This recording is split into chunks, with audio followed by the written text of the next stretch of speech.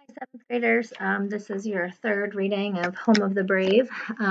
So Keck just put the dishes in the washing machine and broke all of his aunt's dishes. He didn't know that a dishwasher and a clothes washer are different because he's from Africa and he's never used one before. So this week you guys are supposed to read pages 100 to 150. So I'm gonna uh, try to get this done early so you can listen and do your work. Let me know if you need any help. And I hope you're enjoying the book. Give it a chance. I know this is not what we're used to, but we're doing our best. So here we go. This is page, I'm going to start at 102 because that's where you should have left off. And this is Magic Milk. I carry the broken pieces in my basket and follow Hannah to her apartment. She has a key like mine around her neck on a string. Hannah's place of living is not like my aunt's. It smells of many things.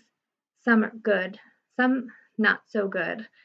Everywhere are clothes and shoes, papers and dirty dishes. Sorry, it's a dump, I know, Sarah sighs. My last foster parents were total neat freaks. Do you have brothers or sisters? I ask. Three older, one boy, two girls, all foster. My brother's working at Burger King right now. I don't know what my sisters are up to. My real brother lives with another family in St. Paul. Hannah begins opening drawers in the cooking fire room. I know we've got some glue somewhere, she says. Forgive me, I say, but I don't know what is a foster family. You stay with them when your real family is messed up. My mom's in rehab, and my dad's, well, he hasn't been around since I was a baby. She pauses. Sorry, I forget it's hard to understand me sometimes. Rehab is where you go if you do too much alcohol or drugs.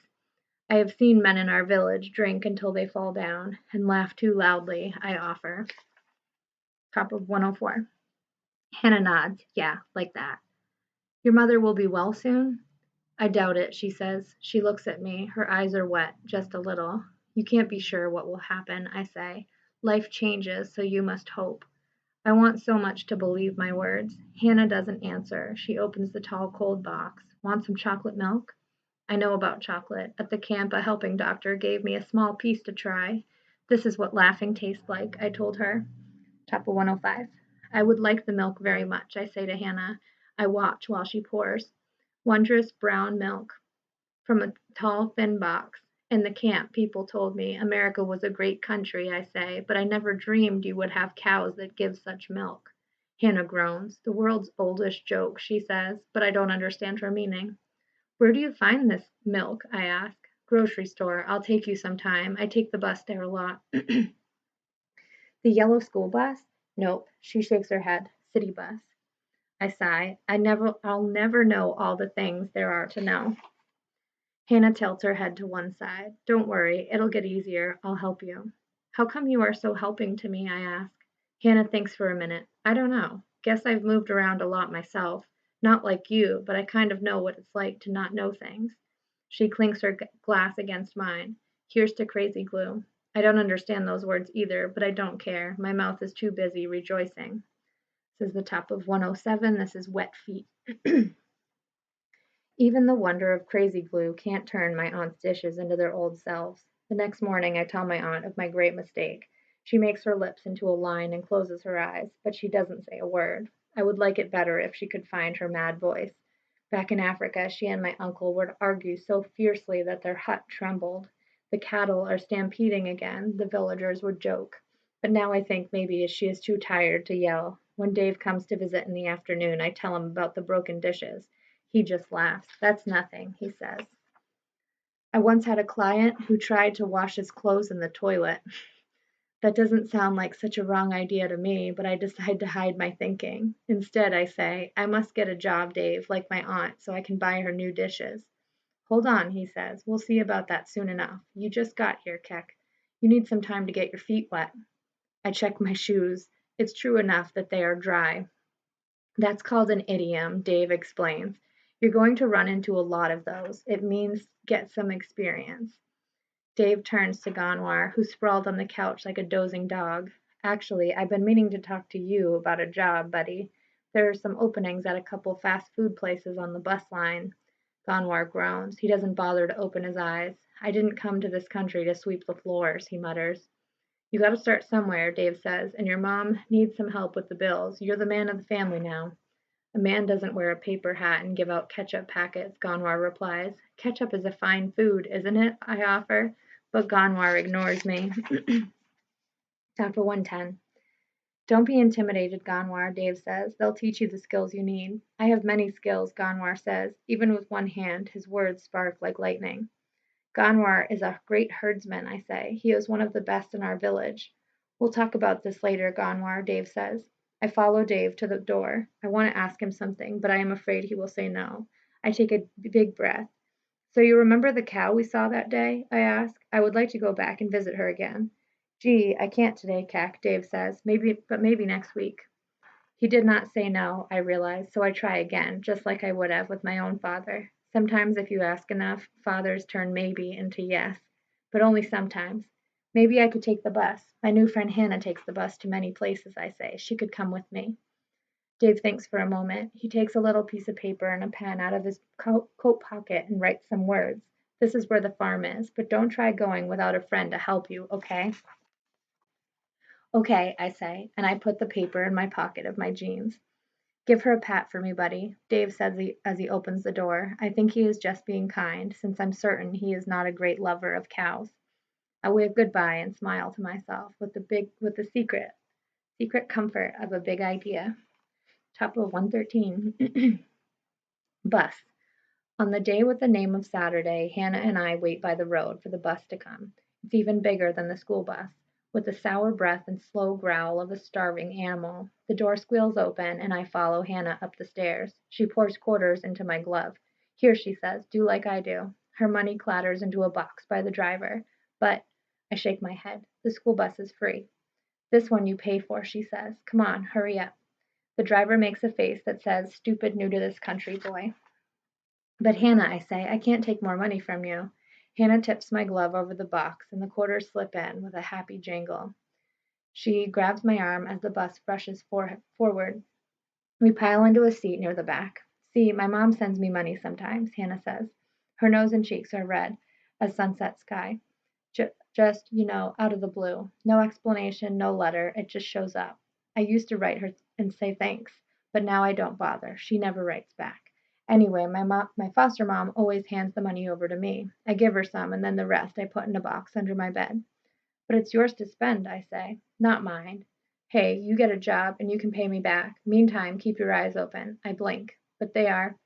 Look out the window for this farm. I'm not sure if Dave's got the right stop or not. I never noticed a farm out this way. It's a very small farm, I admit. After much snow and many buildings, I see at last the little farm. The bus pulls over, and we step into a pile of snow as high as our knees. There she is, I say. The cow is standing near a shed. She looks bored and cold. I thought she was a girl, Hannah says. She has horns. Top of 116. Girl cattle can have horns, I explain. Really? Hannah asks. Way to go, girl cow. So now what? When I take a deep breath of icy air, it is like swallowing an arrow. Now, I say, I get my job. Top of 117. This is Lou. It's a hard walk to the house where the owner of the cow lives. Much snow makes a home in my boots. When we get to the door, Hannah shows me a button that makes music happen, and soon the door opens. The old woman standing there doesn't seem surprised to see us. Why, well, hello, she says. May I help you, kids? I am Keck, I say, from Africa, and this is Hannah, from Minneapolis. Aunt Hannah adds. I'm Louise, the woman says, from the wrong side of the tracks. Call me Lou. Weren't you here the other day talking to my cow? I nod. I just wanted to say hello to her. Lou thinks about this for a moment. It's bitter out here. Come on in. We step into safe, warm air and sweet cooking smells. So, are you two selling something? Lou asks, raising money for school. I'm here about your cow, I say. I see, Lou nods slowly. I think that she is not so happy, I say. I try to say it gently so that my words will not sting like an insect. Lou puts her hands on her hips. She's wearing jeans like mine and a big shirt. Her hair is short and silver. like a fresh moon. She has many wrinkles to show her great knowledge of the world.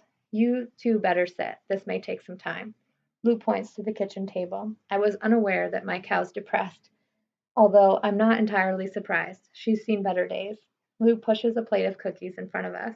Chocolate pieces teased like jewels in sand. Please, she says, have some. I don't want to be impolite, so I take 5.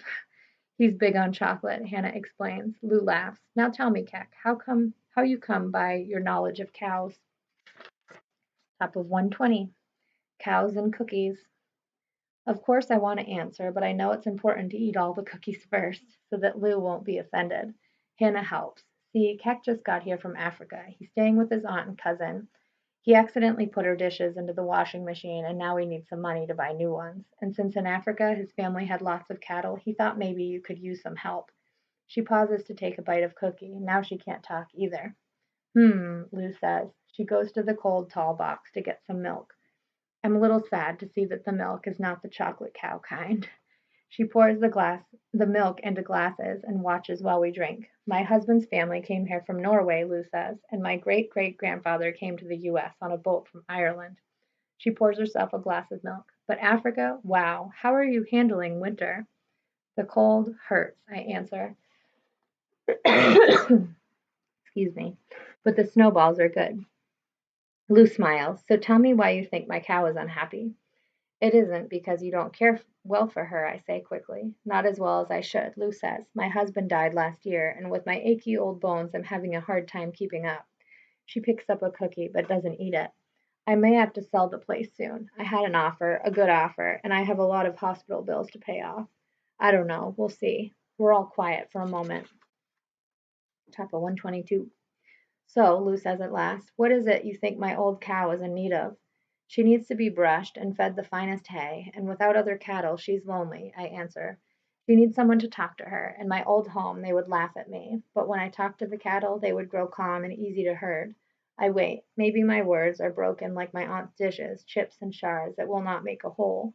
Maybe this Lou will think I'm a moron boy. Have another cookie, Keck, says Lou. Top of 123, this is night talk. That night I wait far into the darkness for Gaanwar to come home. He stumbles a little when he crosses the room, and he carries the bitter smell of smoke. Where were you? I ask. With some friends, he says, and plops onto the sofa, like a sack of grain. I've been waiting for you, I say. I wanted to tell you my news. I got a job. Gaanwar lifts his head to stare at me. A job? Doing what? Helping a lady take care of her farm, for a while at least. She's old and her husband died last year. She can't pay me very much, but I think I'll make enough to buy new dishes for your mother. Gaanwar's eyes say I am telling a lie, or maybe a joke. How did you get a job like that? I lift my shoulders. I just went to her door and asked. Her cow didn't look good. Father would never have owned such a sad-looking animal. Gaanwar drops his head and covers his eyes with his hand. Amazing. You just went to her door? I nod. I've been here a year and a half, Gaanwar sighs. You've been here, what, a week? We're quiet for a while. I can hear the cold box humming. I do not want Gaanwar to be angry with me. I want him to understand, because he is the only one who can. I miss the cattle, I say at last. I miss moving them, watching them graze, the sun so hot on your back, father singing. Gaanwar doesn't answer. I think maybe I should not talk of days past with my cousin. I cringe, waiting for the heat of his words. Gaanwar rubs his eyes. When he speaks, his voice is sad, not angry. I always knew what to do, he says. Morning they'd graze. Noon we'd lead them to a stream. Afternoon we'd head for home. We always had somewhere to go, not like here, stuck in the apartment or at school. He sighs. It all made sense. Here, nothing makes sense. Maybe it will, I say. Maybe if we're patient. I hear the fear and hope fighting in my voice. We don't belong here, Keck. Gaanwar says. This isn't our country. It never will be. Lots of people come to America from other countries, I say. Miss Hernandez taught us that. Gaanwar rolls his eyes. Poor immigrants, illegal immigrants. Maybe someday we can go home again, I say. The war is older than our fathers were. This war is forever. Gaanwar replies. He closes his eyes. Then where do we belong? I ask. I can see that he's sleepy, but I want Gaanwar to tell me this one thing. I wait a long time for Gaanwar to reply, but he's asleep, snoring softly. I watch his untroubled face. I cannot seem to get up. Gaanwar's words lie in my lap like huge rocks. I am not strong enough to move.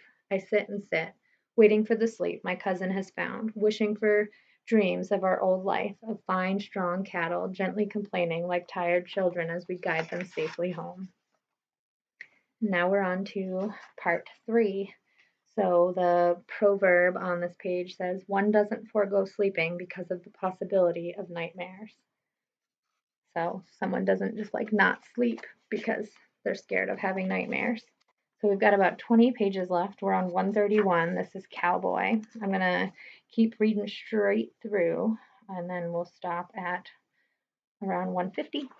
Okay. Cowboy. In ESL class, we learn a new game called Interview. Miss Hernandez says it makes us more confident when we use our English words. Plus, it's a good way to learn about our classmates. First, we have to hold a cardboard tube and pretend it's something called a microphone to make our voices loud. I saw one once on the TV machine with a lady singing into it. She howled like a sick animal till my ears wanted to run away. Top of 132. I'm the first to go. I have to stand up and say 5 sentences. I say, I have a new job. I help Lou with her farm. She has a cow, 3 goats, many chickens, and a pig. I will go there after school sometimes and on the days named Saturday and Sunday. Lou says I can name the cow. I take a deep breath. I'm weary from my long speech. Next comes the interview part. This is where each student asks you a question. If they run out of questions, then the teachers can help. Nishan is first. Why does the cow not have a name? I take another deep breath. I liked the questions best, with yes or no for an answer, but this time I'm not so lucky. Lou says her husband called the cow. She didn't think that was such a right name. Very good answer, Keck, says Mr. Franklin. Aisha is next. You could call the cow Mr. Franklin. The class thinks this is a good joke, and there is much laughing. She's a girl, so she needs a girl name, I explain. Now each person has an idea for a name. This isn't exactly how to play interview, but the teachers don't seem to mind. Miss Hernandez writes the names on the board. Some are very silly. Top of 134. Mr. Franklin, Milkshake, Miss Hernandez, Keck Jr., Kitty, Salama, Rover, Chiku, Angelita, Zlata, Big Mac. When we're done, Mr. Franklin asks me if I have a name in mind. I think for a moment. We have a word in my language, I say, goal. And what does it mean? Mr. Franklin asks. I feel my face heat. It means family, I say.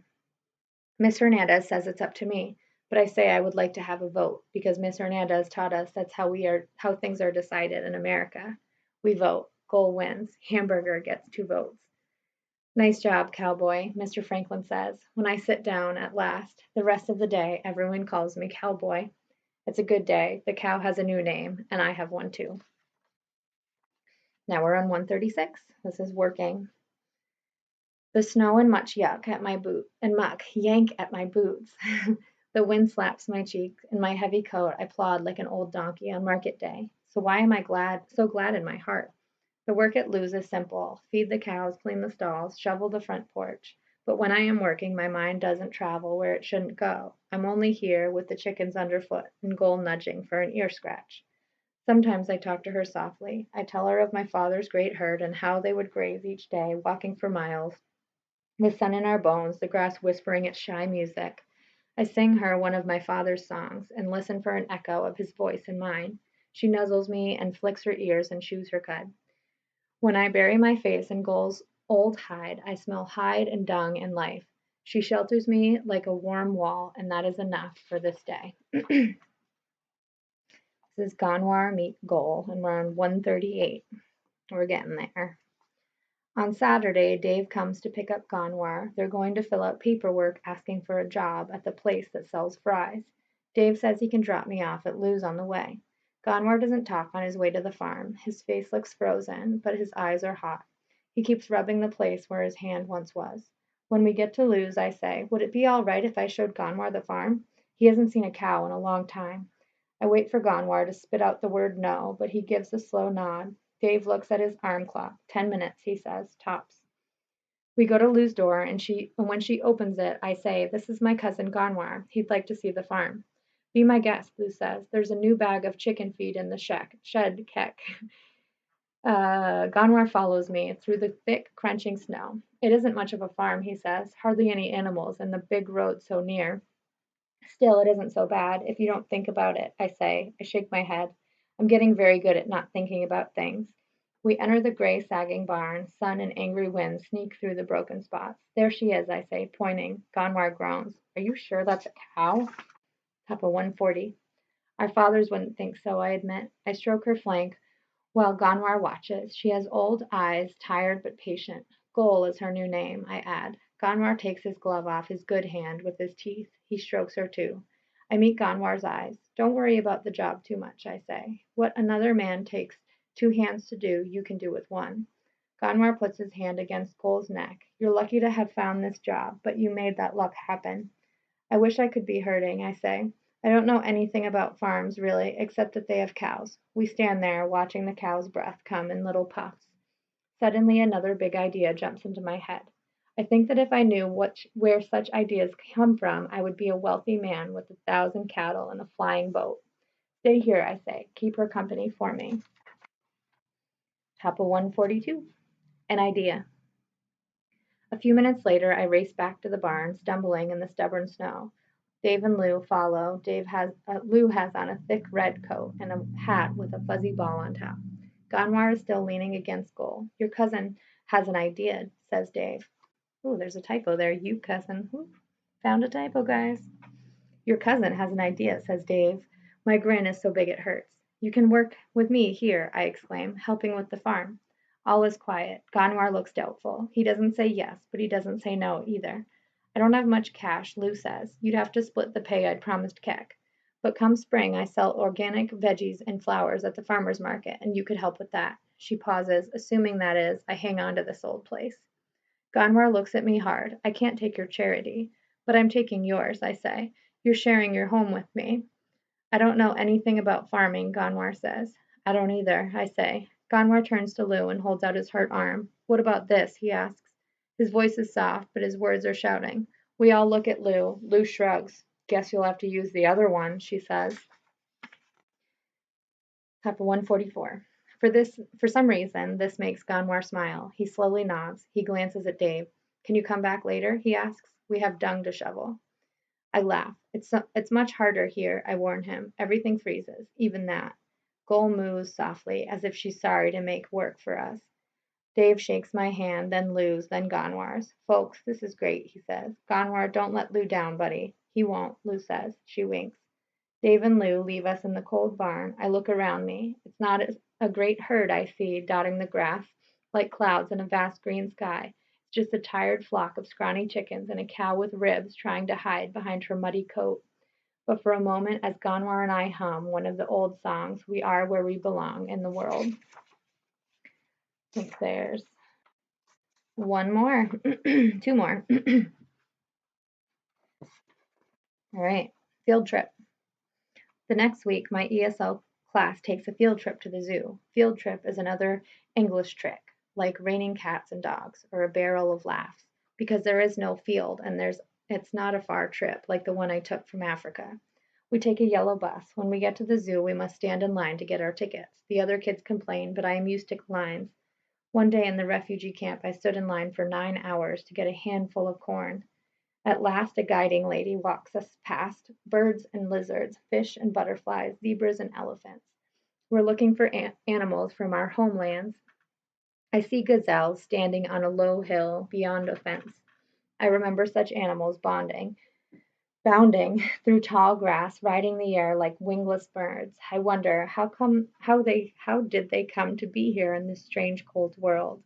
They flick their tails and check the horizon for danger. They're safe here, but they don't know it. We visit the petting zoo with its animals for touching, who will not eat your hand. There are goats and chickens and pigs, a llama and a turkey, but no cows. We are supposed to be watching the animals, but I can't stop looking at the people looking at all the animals. A class of little children laughs at the pigs rolling happily in cold mud. Their class looks like our class, or maybe we look like them, many shapes, colors and shapes and words. Of all the things I didn't know about America, this is the most amazing. I didn't know there would be so many tribes from all over the world. How could I have imagined the way they walk through the world, side by side, without fear, all free to gaze at the same sky with the same hopes? Top of 149. This is our last page. I'll read 50 in the next one. 150. 149. What would my father have said to see such a thing? My brother? What will my mother say? I walk behind my classmates to the next exhibit, but I am not alone. My family is with me, and every sight is something they cannot see, and every hope is something they cannot feel. To carry them, unseen as wind, is a heavy burden. So that is your reading for this week. I hope that these videos are helpful. I hope that you're all well and enjoying the book. It's a different perspective, someone from Africa. We're totally getting out of the Vermont culture and environment with this book, so it's a little different. But I hope that you're finding some enjoyment and humor in it, and I hope everyone's doing well. And I miss you guys, and I will record next week. Please reach out if you need any help at all with the work. Thanks, and great job with what you've done so far. See you guys this week. Bye.